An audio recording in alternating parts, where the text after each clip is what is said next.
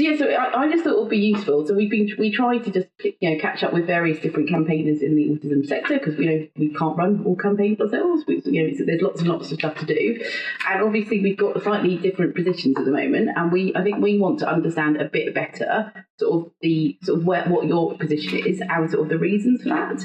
And I guess what we wanted to start by saying though is just acknowledge. I think it's really important we acknowledge on both sides that we all want the same goal. So all of us want to stop any children being given any harmful substances to cure autism, because there is no cure for autism. And I hope it's clear from sort of what we've said, publicly, that we don't think there is a cure for autism.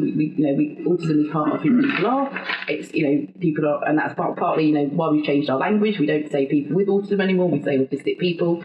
And so I guess we just wanted to be clear that that's where we're coming from. And to us, the difference is more about how do we make sure that happens, rather than disagreeing about whether we want that to happen, basically.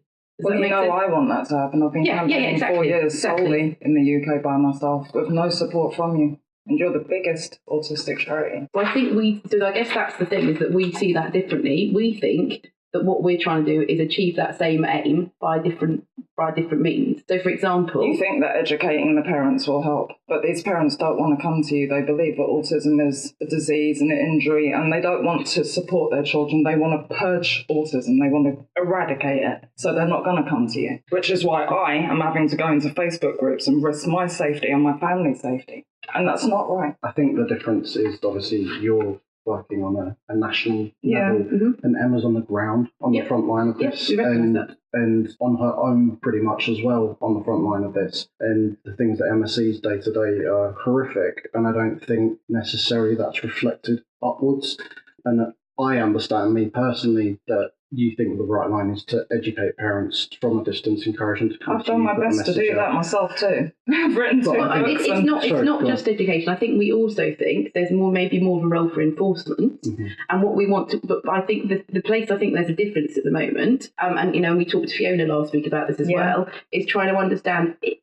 Is the issue enforcement, and I don't know what goes with that, maybe a lack of evidence, all those kind of issues? No, there's no lack of evidence of more. Okay. But how do we get, obviously, if people are peddling these kind of substances, we want them to be prosecuted, because it's wrong for anybody to profit, and to push people to do this. That's a horrific thing to happen. So next time the media come to you, will you please say, yes, there is a problem? Because the amount of times the media has come to the NAS and they've gone, we don't see any evidence of it. I'm showing you evidence constantly. For 4 years, I've had the police in my house multiple times. So what is it that's stopping? I guess that's what we want to understand. It's exactly what Fiona was saying. And Fiona's in court today against Yes, she did. Yeah. But so what Fiona had said to us was that she thought... It's the blind area between having to report it to the Food Standards Agency when it's not food. It should be reported to the MHRA. And they're throwing it in between. Yeah, there is legislation, obviously, but there's nothing there. Sure, it's legislation, but it's got this cop-out clause for the parents where they can, they're so desperate, these poor parents are so put upon. No, they're child abusers. They're abusing their children, and they need to be prosecuted for it. So I guess coming back to that gap between the FSA and the MHRA, so what they can do, because obviously the MHRA shut down some of the GC math stuff historically. Yeah, they've done great. So they obviously saw that was something they could do. Yeah. So it's why aren't the MHRA acting on anybody selling MMS? Yeah. And is there something more? So what was interesting about what Fiona was saying was that she was saying that the HPRA obviously are doing that in Ireland. They're doing that, but not here. So why can't the MHRA do that here? And I think there's certainly something that we need to put pressure on them. To do that. So we are absolutely happy to write to them and to talk to them about it, and try and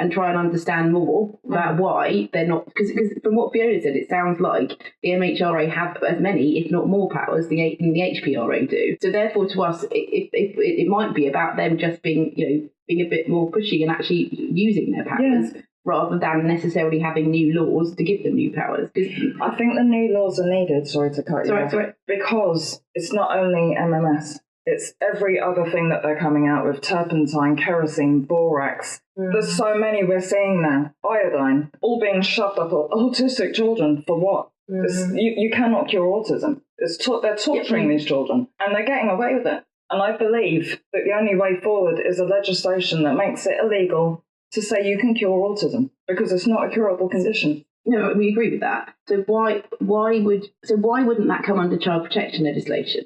Because these parents are getting let off with the "they're so desperate" thing. It's like there's a lapse between children and autistic children. Do you see what I mean? Where is it in the legislation that it says that these parents are desperate, so therefore it's not a child protection case? I hear it all the time from the social services and the police. I think I guess what I'm trying to understand is that an attitudinal thing. I think it's there's, you know, you've probably seen from my Twitter feed, I talk about the negative narrative a lot. And there is a huge negative narrative about autism. It's all suffering and, you know, the terms that we use, severe, and you know, and it's very that medical model as well. And it's that attitude is permeated in British culture. And with autism. Absolutely permeated with it. And I think in order for that to change, it's not going to be something socially, it's not going to be something that changes overnight. And it's going to take decades and decades and decades of work and work and work. And that's where we come from as activists. That's what we want. That's our end goal. That's the acceptance thing that we talk about all the time. But in the meantime, there's nothing there that stops that narrative from being used and followed. And I think it's so important now that there are laws that are brought in, because there's the narrative is in the heads of everybody. It's in the heads of the police, it's in the heads of the NHS, it's in the heads of the law, it's everywhere, and so it softens the blow of whatever these parents do. I've been asked by the police, are you a doctor? No, I'm not a doctor. So what right have you got to tell these parents that they can't use this on their children? I'm saying it's bleach. It's bleach. Yeah, but they're trying to help their children. It's bleach. I mean, that's quite clear that you're trying to give your child chemicals that clearly... That's the thing, they're labelled as desperate. But why are they desperate? They don't need to be desperate. You know, you have a child who is autistic. If their child is labelled severely autistic or low-functioning autistic, it's because of their comorbidities. It's not because of their autism. Their autism isn't an issue. The autism needs to be accepted. The parents need to be educated like you want them to be, in order that they accept their children, understand that they're different, treat them accordingly, so that schools treat them accordingly, you know, so that then that problem doesn't exist. Sure. And then but the issue is that getting that message across to the parents isn't happening. They go into CAMS, they fight for 2, 3, 4, 5 years to get their children diagnosed. They constantly, parents talk about this fight and this struggle, but what they don't realise is that they're fighting against society. They're not fighting against autism. No, they're not fighting against autism. Autism gets the blame for it. We see autism won today, you know, or we're fighting autism today, or my child overcame autism. It's all that sort of speech. Which is why we get the message of desperate parents. You know? Parents that don't understand their child's condition, they don't understand that their child is different, and it's fine for them to be different because they get bombarded with this message of negativity. And then obviously you've got the anti-vax campaigners feeding into this, which is a huge problem still in this country. It's massive. Yeah, it is. And that feeds into the cures and it's constantly. I mean, you've seen the piece I did on collation, haven't you, where I contacted the clinic. Well, just going back to the police stuff, what about safeguarding? When you have these cases, do you talk to the local authority safeguarding teams? I speak to social services and the police. Okay. In 2 cases, 2 children have been removed now from their homes. Okay. Obviously, I can't say their names, but one was the Cheshire case, and the son, the boy who I reported, he was 12, and he was stuffing tissue up his nose and down his throat to stop the mother giving it to him. He was severely epileptic, and she'd taken him off all medication to give him chlorine dioxide CD, MMS. So in that case, they did swoop and take him out. They weren't happy with me. I've had death threats and rape threats because of that case. It is. It's sad, isn't it? I've had stuff sent to my house. I've had phone calls, emails. I've had to call the police because I've got a stalker. You know, the other little girl who was taken was 5, and she was in Edgware, and the police actually pressed charges of sexual abuse because of the forced penetration with an enema, which I thought was great. I thought that was the right thing to do because these children are being held down, and the parents are bragging about it. You know, it took 5 of us today, you know, go Team Rio. It's so distressing to read, and so can you imagine what the children are going through? As an autistic person, that hurts to know that every day I'm waking up and there's children and vulnerable adults going through that. So I guess what I'm trying to understand is there something we can learn from the cases where there have been prosecutions or have been actions in terms of, you know, children being removed? Is it about looking at those cases, understanding what worked in terms of actually there being action, and therefore trying to spread that kind of practice to more? We had police go into a woman's house in Dover and seize MMS from her house and still didn't prosecute. And what's the safeguarding response around that? See, they don't tell me on this on call to court, and I haven't called to court yet. So the 2 cases where they've removed the children, I've provided enough evidence in every case. My God, the amount of stuff I gave them, screenshots. I was talking to the parents on the different profiles, pretending that I was using it, having them say to me, this is what I'm doing, this is how much we're using.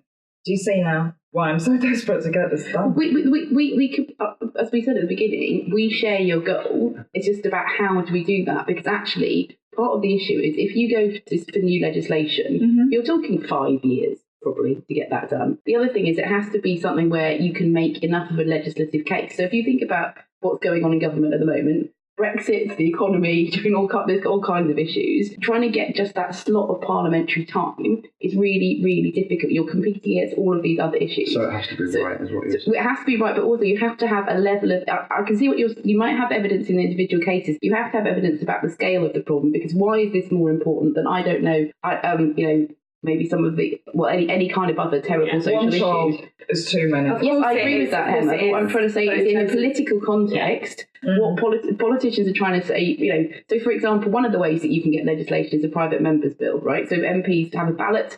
Some of them will then get some time to put their own, whatever they think is the most important issue on the table. They will have so many people coming to them with so many different issues, and they then have to say, right, why is this more important than, I don't know, air pollution in London? Why, how many people are going to die from air pollution in London this year compared to, that's what's difficult. It's the standard of evidence you need to make that case is so high.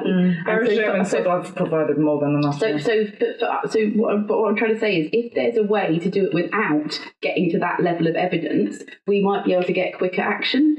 So if there's cases where within the current legal framework you are getting the action that is needed, and we want that, right? If people are abusing their children, they should face sanctions for that. Absolutely, they should. Of course, they should. But it's just, what's the quickest, most effective way to get to that point? Is what we're trying to understand. Can I just jump in a little bit? This is not my meeting. Emma asked me to come along and see if I could add anything to it. And I clearly know a little bit about what's going on in the Commission, as much as anybody else. And this has gone on for a long time, and clearly people are not happy. I got involved with this a couple of years ago when I was asked to comment on somebody who was being shouted at the therapy. So it's nothing to do with chemicals or medicine. Yeah, I think I remember there was a TV. Absolutely. I was in that. It was me who contacted the BBC about it. So it was, it's not just about that. Sure. So what I did before I came, and I've shared this with the guys this morning. And are you happy for me to share this? Yeah, of course. Absolutely fine. Because I thought it might give a context for a discussion that might take us to a slightly different place. Really starting off with first principles, and what we're looking for is for all children to have equal protection under the law against physical harm, social harm, psychological harm, and financial harm. And do we all agree with that? Of course, So I think that's really where I'm coming from, and certainly the discussions that I've had with Barry Shearman and people, I don't think there's going to be too much problem there. So I think that it's really understanding what these things constitute. We come back to that. I think that the other first principle for me is a tolerance and acceptance of difference, and you've talked about autism being a difference. We ought to be advocating for tolerance of people who are different.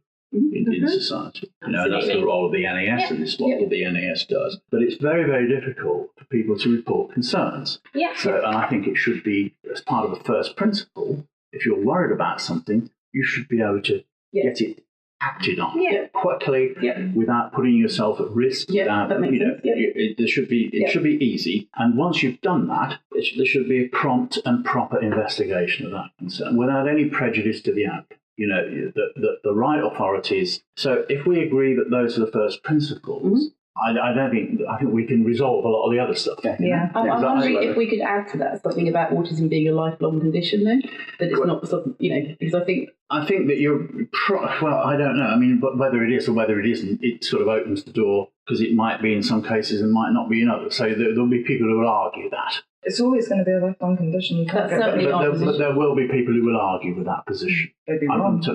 I'm telling you that there's been a study in Sweden which shows that by age 30, a number of the people who are diagnosed as in children no longer meet criteria. So, I believe that people learn to cope. Yeah. So I just think of the first principles we're doing something about. We're talking about children. That would come under the tolerance and the acceptance of difference anyway. We've also got to include vulnerable adults in this, so I've seen vulnerable adults. Sure. But it's the equal protection under the law. So the areas of concern, I think, that have been flagged up by Emma and by various people are these whole things about experimental treatments, whatever they are, whether it's shouting therapy or giving chemicals to people or whatever, highly experimental, which are also harmful. And then there's the harmful narrative around, this dreadful disease called autism, which harms individuals psychologically and it's just plain misinformation. Yeah, and people then become exploited. So parents get exploited. Yeah. They pay huge amounts of money for these things. It preys on ignorance of what autism is, both within the autism and professional communities. It preys on fear as well. So what do you do about it? Well, regulation does exist to some degree. Is it adequate? I think it probably isn't. We might need to revisit that. Inspection, nobody ever really takes any kind of inspectorial role of these things, even though... What would you be inspecting? If you set yourself up as a clinic, for example, offering treatment, you should be subject to inspection. Under health professionals authority, under CQC, exactly, etc. I'm not 100% sure because it's not an area that I know that well. Fairly sure that if you set up something as complementary or alternative medicine, there is some kind of... There is, but it's voluntary. At the moment, that it's voluntary. The individual registration is. But I think if you were a clinic, wouldn't that... I think it's a grey area. It's a grey area. And it's one that we had this issue with this woman, what's her name? Bramati, offering cranial osteopathy as one of the autism treatments. She wanted to be registered with the HPA and they wouldn't have it. Yeah, good. So she was wanting to be registered. Yeah. Anyway, that's another story. Reporting concerns and safeguarding and crime, I think there are pretty strong existing laws there which would enable you to do that. Whether they're acted on or not is another matter. Use of existing frameworks, we've talked about CQC medicines agencies. The information standard is one which has a significant role to play in that the NHS and the website that Bernard Fleming runs down here is accredited by the information. I used to work somewhere that had that. So, there is a mechanism there for saying this intervention is okay, this one isn't. Yeah. So, we don't make enough of that, I suspect. Registration of health professionals who are delivering these kind of things, and then whether it went on, and this is something that probably is within the gift of the Commission, to set up something like a code of practice for practitioners or whatever, and a register so that you can't do any of this unless you're on the register, and the work of the Commission. So I've just set out a few ideas really to structure our thinking, and we I think made a bit of progress in that we agree with the first principles. There's no division there. And it's how we get to some of these other points, really, where I think we can probably constructively develop an approach, whilst recognising, and I do agree, and having tried to get through some of this stuff with the Autism Act, it takes a long time. For legislation, but you can. Because there's something added to it, though. There are short ways of doing this through, say that you can get statutory instruments through fairly quickly if they attach to some primary legislation through guidance through the Autism Act itself, or NICE can issue these things from time to time. So that there can be bits that can be done. I shall shut up now. That's all right. I just wanted to put that out there. It was very helpful, thank you. I think it is just the difference between enforcement of existing kind of policy and legislation, development of new sort of policy rather than legislation, because these things take longer, or legislation itself. And I guess what we don't have a sense of is what exactly, if there were legislation, that would say? Like, what is the gap that would be in the legislation? It would say that anybody touting a cure, anything that anybody selling or promoting or using something that they have touted as a cure. The model that we looked at was the Legal Hires Act, in which manufacture, promotion, sales, any of those areas would cover any of the, I mean, obviously we're talking about the chemical treatments and things here rather than the non-chemical treatments, the interventions. But in terms of that would cover. But I'd want homeopathy included as well, because people are taking their children off medications for ADHD, and there's other things as well. It's not only autism. It's a wider issue. It's obviously the comorbids of autism as well. If the end user, to put it bluntly, the parents, the people that are using these products are covered by existing legislation, the people that produce the stuff, the people that sell the stuff, the people that promote the stuff aren't covered by the legislation. Yeah. I mean, I could go onto Amazon on my phone right now and buy MMS. I guess the challenge with that is you're probably buying it from, or you could be buying it from America, or you could be buying it from... No, there's UK. No, I'm sure there are. I'm sure they I mean, obviously with anything, I could go on the internet and buy heroin tomorrow, probably, if I wanted to, you know. But I mean, that's but driving it underground makes it harder to access, and I think that's the problem. If the parents cannot access this stuff, or they'll have limited access to this stuff, then it makes it harder for them to use it. And then in the meantime, if we're butting them with the education, the positive messages rather than the negative narrative, that's when it all starts swinging back round into our favour again. I think that's the way. I have turned parents around that have been using, managed to turn them around and stop them. And what's made a difference there? All parents, at the end of the day, believe that they are helping their child, and if the message they're getting is that for their child to fit into their society. So a lot of these parents are religious, so they can't in their society take their children into churches because they've been told, their child is a demon, this, they're that, the fathers are ashamed, sort this out. And the mothers are thinking, but saying that, I've reported a lot of fathers for using it as well. You're really into the safeguarding agenda, where you're probably clustering a number of harms, which could be physical, social, psychological. And I don't think you need to be too definitive. To respond to your question, the research, such as it exists, would suggest that early parent programs, not intervention for children, but parents, are the ones that make the most difference. And I think that makes sense in terms of keeping people away from the lunacy and into things which are going to be more helpful. Which reinforces what Emma does and what I do to an extent as well. I don't talk to the parents that Emma talks to, but I do talk to the everyday parents. I get messages all the time asking for help. What should I do? I've been told my child needs ABA. Do I put it on it? But it's when I start explaining and taking the time, but obviously I'm one person and I can't do that for everyone. And in terms of advocates, there's probably in Britain there's probably another 1,000 of me, another 1,000 of Emma that take the time to talk to these people. But while I'm not earning any money while I'm doing it, I'm not getting paid while I'm doing it. I'm an autistic person. I need support, but here I am supporting everybody else and harming myself supporting everybody else. But I do it, mentally, physically. It wears me out. It's exhausting. Having all these parents crying at me because they don't know what to do with their children, and it's there's CAMS, there's the Sure Start still looking around the country. In Scotland there's all the other interventions that they have, all the other places they have that they can go to help, and they go to these places but they don't get the help that they need. That support isn't there, and these are the parents that start turning to other things. The parents are so what we need. vulnerable. I've been working with the NHS, Joe Whaley, and because I did a talk to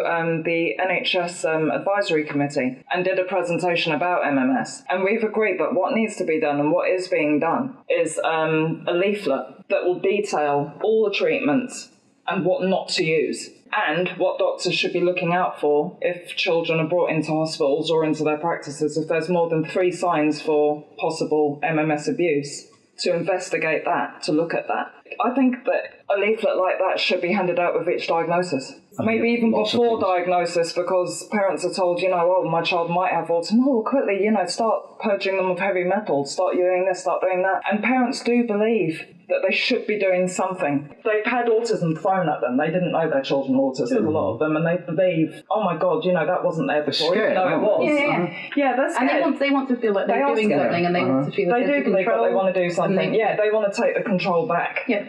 And just to explain, that's what we hear, every day in our hotline. I know. We take 80,000 inquiries a year there. Yeah. But also, our branch volunteers. So our branches are in contact with about 20,000 families across the country, and they are similarly they are volunteers. So they're autistic adults or family members of autistic people, and similarly are taking those kind of calls. So the desperation that people feel, we completely, I know. We're all. Even on your website, you were referring people to myself and Fiona at one point for quite a few years. Well, we were doing that, I thought, because that's what you wanted us to do, wasn't it? In a way, but you could do what I do. We do in terms of providing early advice to parents about autism. No, you could be reporting parents. You could have you've got the money and the manpower to do what I do 1,000-fold. I suppose the question. I suppose the reason we're here is to try and work out what is the most effective thing that we can bring to the table. Because if it is putting pressure, I guess the question I really want to come back to was, if the MHRA did what the HPRA have done, then it could be. What would be the gap? And how much difference would that? I guess it would make a big difference. Okay. It would make a massive difference if they could do what they are doing. Yeah, it would help a lot. So we are really happy to write the MHRA, to ask for a meeting, to try and understand what is going on, and say what we would like to do is get them to acting in the same way the HPRA do. Yeah, that makes a lot of sense to us. I guess what we want to make sure is, Rich has got this list here. If we split our effort between all these 6 things, we're probably not going to have as much impact as if we say the biggest thing that would make a difference is X. And from talking to Fiona, it sounded like the biggest thing that would make a difference is getting rid of this confusion between the FSA and the MHRA, and getting the MHRA to act like the HPRA. That's already in the report anyway, isn't it? That there is confusion. In the Westminster Commission report? Yeah. I think so. It is. I think it sets out that there's there's a discrepancy, that needs to be sorted out. You're right, isn't it? But I know that the report is also leaning towards a legislation on new guidelines, and I just want to know, are you going to support them? Potentially. We need to look at the report properly. It's in my. It needs to be sent back by Monday. Yeah, I know. I've got it. I've read through it. I just need to go back through it again. We're part of the commission. We're part of it. I know. One of the things that we shouldn't forget is that NICE spend a lot of time looking at these issues in some detail, and have reported both on children and on adults. And I think that if people did follow NICE guidance, which they should, then these things wouldn't happen. So I think that they can be pointed back at health authorities at NICE guidance, where the child is referred for a diagnosis of autism. And it's all there. You read it. And that's that's what we do when we give information, and that's what we do through our early bird courses and all those things. Is trying to make sure that people have that understanding before they get into this. So it is about making use of something which is already there and remind people that it's there, because scaling up. And say, look, just follow NICE guidance on this, and you won't go far wrong. Both in terms of early parenting programs and on the protocols around diagnosis and treatment. Okay, well, we will definitely write to MHRA, within the If you request a meeting, can I be invited, please? Yeah, we'll ask them. Thank you. And there's certainly, I guess looking at the areas of action, one of the things that we kind of haven't necessarily talked about is that, I think you're sort of saying, in terms of social services maybe not being as aware of these kind of issues as they should be, and then kind of post-diagnosis, whether through the diagnostic process there's enough information and support being given to parents so that they don't feel desperate, they don't feel like they need to come and ask you on Twitter what help they need, that they're actually getting that right help post-diagnosis, so they don't then get fall prey to charlatans. Would you consider some sort of campaign? I did ask this a few years ago when I was here with Carol, and she said no, but do you know how much difference it would make to have your posters up at bus stops and etc. saying that there is no cure for autism? So do not use these. When you put out your message that there is no cure for autism, sometimes it can be a little bit woolly. I know it. It's kind of. I should have brought the tweet actually. It's kind of obviously. I know Josh does his social media, and this is obviously no reflection on him, but I think it's not just that. It's like it just comes across as the NAS needs money to run. I know that, right? It's very, very obvious to me that the NAS kind of needs the negative narrative a little bit in order to generate funds for itself. If there was a positive message about autism, there's probably less drama about it, so to speak, so there would be less interest in it. But I guess that's how you split what the negative and positive is. Well, hold on 1 minute, I'll put you on loudspeaker. Yeah, I will. All right, Fiona, go on and talk. Hi, everybody. I just filling in. I'm just back from court, and we won. This bleacher, Patrick Merlin, who was convicted, appealed his case, and he lost his appeal. He's the first person to be convicted in the whole of Europe and the second in the world. So I'm literally ecstatic right now. Why doesn't England do the same? You know, England needs to do this. They need to prosecute those that are abusing autistic children. I'm proud of my country, and Emma needs support. Please, please push the MHRA to enforce the laws that they have to stop this crime and bring in legislation. Exhausted, but overjoyed. You've done beautifully, darling. I'll give you a call when I'm out of here, all right? Yeah, okay. Let me know how it goes, please. Will do. Of course I will. Bye. Bless her. You know, that came about because she was offered MMS by Malahan to cure her children. She contacted the police, so she's done this. I'm so proud of her. Fantastic. It's really fantastic. So, I don't know if this helps just to explain a bit about how we decide what we campaign on. Sure. So what we do is every year we put out a survey, which last year over 1,000 autistic people responded to. More families responded to it than autistic people. What we do is we analyse those separately so that we give equal weight to different people's perspectives. We would absolutely love it if more than 1,000 people responded to that. You know, we do put it out on our Twitter feeds, we put it out on our Facebook. So Facebook we've got 440,000 likes, I think. So we've got about 130 on Twitter. We then put it out through email, we put it out on our website. So it's absolutely open for people to respond to. And we then ask people what the sort of most important issues are for them to campaign on. We also ask people what the most important services are that we run, kind of what the most important activities are that we do. So the one that came up as the most important activity last year was promoting public understanding of autism. So that's why we run our TMI campaign. The way we then decide what the message is for the TMI campaign is we then do separate surveys to say what is it that autistic people and their families want the public to know about autism. And the 5 things that people told us that the public needed to know were that autistic people need more time to process information, that autistic people can have sensory overload, that you can end up being anxious because of those things, that unexpected changes are very difficult, and that you can end up having a meltdown or a shutdown because of all those things. And it was on the basis of those 5 things that we developed TMI. So it wasn't that we sort of went, here's a clinical definition of autism and this is what we're going to tell people about autism. It was a damn good campaign. Good, I'm glad it's continuing. That's the thing, and we were talking about this before, that, you know, what the NAS does well, it does really, really well. Yeah, that's good. I mean, one of my earliest blogs was about the party video that you guys made, which was amazing, absolutely amazing. I thought it was brilliant. But we feel that when the NAS doesn't do things particularly well, it does them terribly. And, you know, the figure that you said there about the 1,000 autistic people, and Josh probably had tweeted that the other day, and it's like, that's 0.14% of the autistic population. Sure. So something about the NAS, something about your message isn't connecting with us. Yep. There is a divide between the NAS and autistic people. There is the autistic community. We see you more standing for the autism community. That's the thing, and it's the autism parents. You know, the ones that take on their child's identity. We see as being autistic and autism as 2 different things culturally in this country. Autism represents families, parents. Autistic is us. And there is a big gap between those 2 things, and I think obviously there's an overlap as well. Yeah, there are overlaps. Yeah, exactly. Obviously, I am myself, and you know there is an overlap, but generally there is a big gap between the autistic community and I think there are many autism. perspectives. Yeah. There are, but I think the problem... That's the most extreme difference. It is the most extreme difference, and that's the thing, and that's kind of where I was talking to just before Emma sort of kind of left the room, that sometimes when you talk about that autism can't be cured, sometimes it can come across as a little woolly. There's no definite statement. Okay. Autism cannot be cured. Stop thinking like this. That's a definite statement, but you guys don't come across like that. And the ABA, which brings the ABA thing. Yeah, what's your stance on ABA? What is the National Autistic Society? So we are not a pure ABA provider. We've never pretended that that's what we do. We absolutely think autism is lifelong. We do not ever want to stop anybody being autistic. That's not our position.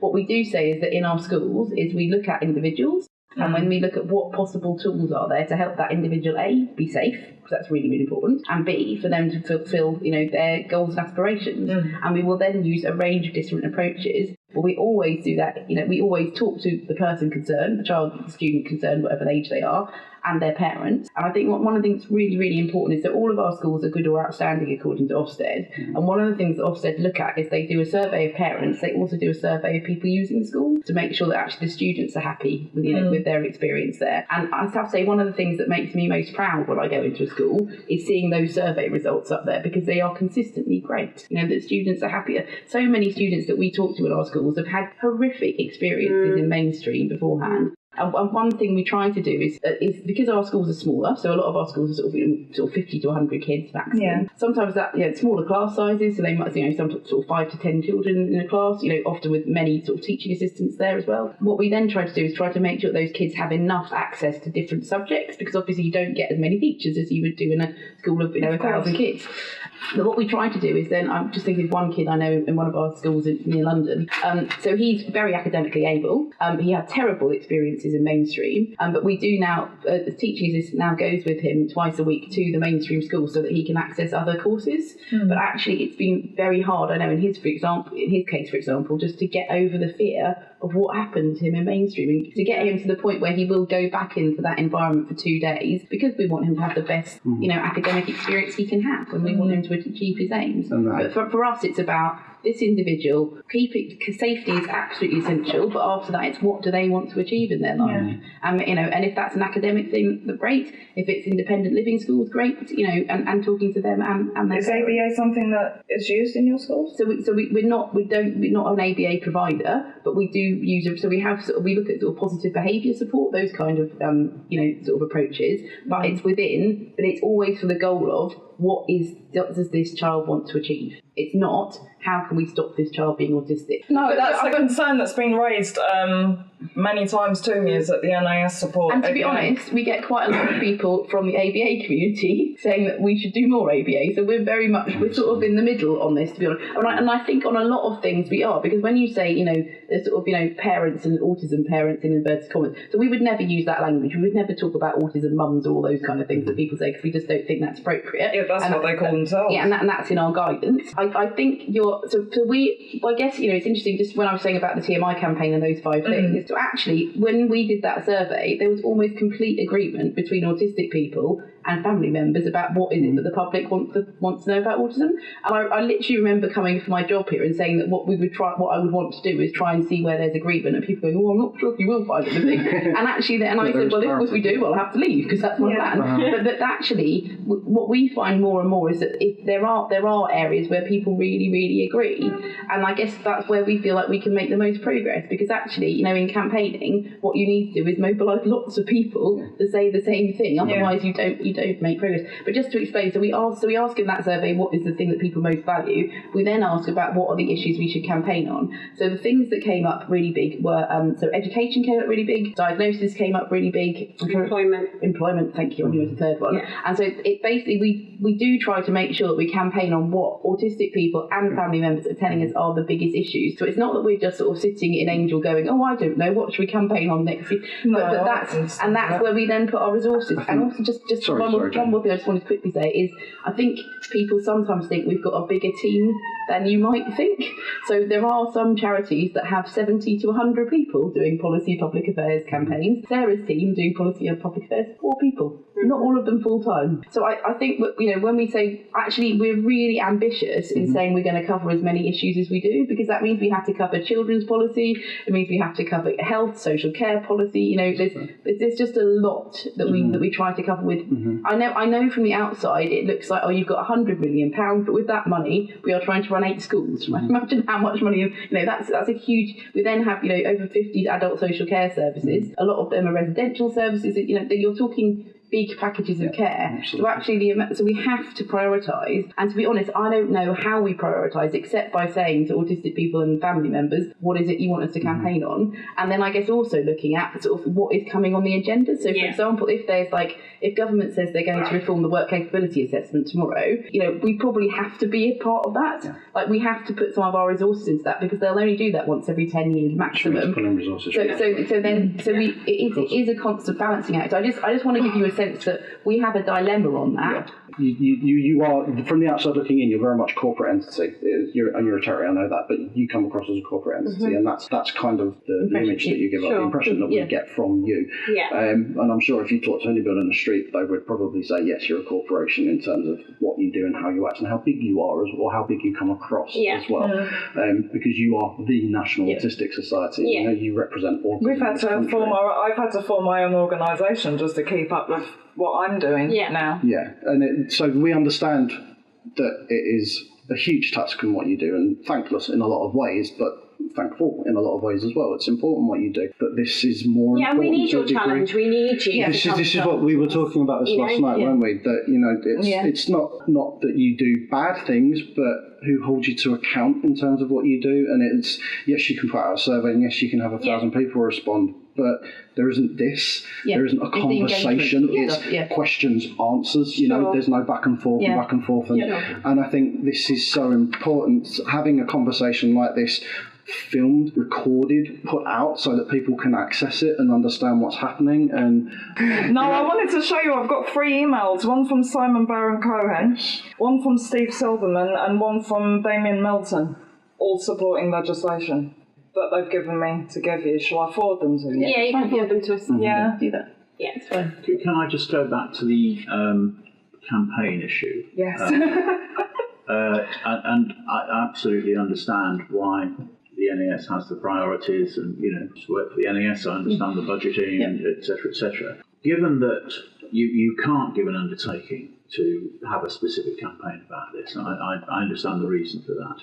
Given that there is this commission report on the horizon, which we're told will probably be the end of March. I think it's supposed to be launched if there can be a pretty robust statement of intent in that report about these matters, such as zero tolerance of any kind of abuse, etc., etc. Would the NAS be able to get behind that? If it's zero tolerance of abuse, of course. And probably more specifically, guidance as to some of these agencies as to what they can be doing. I can't. None of us know what's going to be in I think there's definitely something around the MHRA, though. I mean, I think I was I'm really taken by the fact. That's one of the things that's in there. But it's what I wouldn't want to do is get too sidetracked on this issue of just the medicines, because I think it's much broader. I think it's much broader. There's chiropractic, there's so many other things that are being targeted. And there's some of the mainstream stuff being very good when you look at the evidence for it and the cost versus the the benefits. So I think that, and some of that can be pretty harmful too. So I think we need to keep this concept of harm in the middle of what we're looking at. Psychological and physical, across the board. And so I'm just putting the question, so that it's hopefully helpful in the context of the discussion. If we do get to the point with the Commission of having a very robust document that sort of really lays it on the line and is very clear that this is happening, that it shouldn't happen, and that these public authorities must do much more to stop it, then the NAS would be right behind. That's fine. Literally the only issue I think we have is saying legislation without being really sure that legislation is the quickest, most effective route to changing this and being sure what it would say. But you wouldn't oppose legislation if that was proposed? No, I think we'd have to. We wouldn't oppose legislation unless there was a harm to it. Yeah. Thank you. No, of course. I've waited 4 years. I feel like crying. It's just. But I don't think we can advocate for it until we know where there's a gap. I think if we can get behind, I've tried so hard to show the gap. If we can get behind the report from the Commission, which will incorporate quite a broad set of views, but I think, if it comes out in the way that I hope it does, is pretty clear about these things. And if we can get the NAS and everybody else behind that, really publicise that, make sure people are aware of that. It's to stop people being isolated and, sort of fighting their own corner. If this is part of a much bigger campaign, not necessarily led by the NES, but through the work of the Commission.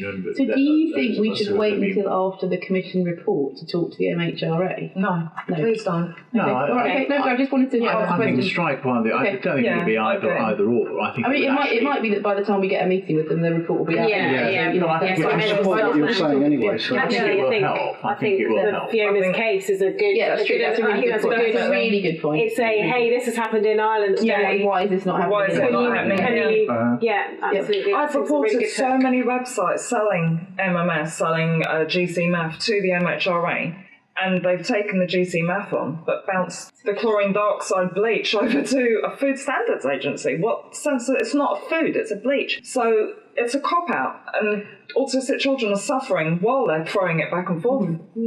These people are extremely dangerous, and I've had 3 years of correspondence with that guy from the GC math, and several of his customers threatening me with all sorts of things, none of which came David to pass. I've heard that. I interviewed him. So, they're very dangerous people. They are. And they shouldn't be taken on by individuals. They should be taken on by organisations. Or the police. If you're going to deal with these guys, or the statutory agencies. It shouldn't be left to individuals. I have a tablet sent to my house. Note or anything with it, just wrapped up in plain cardboard with my address on it and my name. And it looked brand new. So I've turned it on, thought, what is this? Did someone send me it as a present? And it had encrypted files. It wanted me to put a password in, so I called the police. Who came and had a look and put their own password in. So that I didn't know what was going to be on it. And the CID took it, they got involved, and they would not tell me what was on there because it was so distressing. That would incriminate me if I had have gone into it. Right. And that's the lengths they're going to stop me. It's not something that I can do much longer by myself. And I think that brings us back to what we sort of started with in terms of you have what you decided is your campaign against these treatments. And you're up here and Emma's down there, Emma's on the ground, Emma's on her own. Other autistic people around the world who are doing the same, and it shouldn't have to be us that's doing this. And I think it would be lovely for Emma to get a bit of recognition and support from you guys of what she does and who she faces up against and the level of threat and harm that comes to her. You as the National Autistic Society should be supporting Emma. Even if it's just an arm around her shoulder every now and again, and a public arm around her shoulder, and I think that will come in and have a hug regularly if you want. But that will be, because I think the relationship between you two is they're we were getting on and we're chatting and stuff, but it has been not cordial, to a degree. And I think that's because Emma's been frustrated by the lack of what Emma sees as support, and what a lot of us see as a lack of support for what Emma does. And I think it would be nice if two of you could come together and work together rather than working on the same goals. We want children not to be hurt. And you work in very different ways. I don't see a huge difference, if I'm honest. No. I just think it is in the detail. And I think that if we can get behind the report, if it is, and it has to, I won't sign up to it unless it is very robust anyway, but I think if it does say the things that I hope it says, I think it could provide a good opportunity for everybody to get on the same page.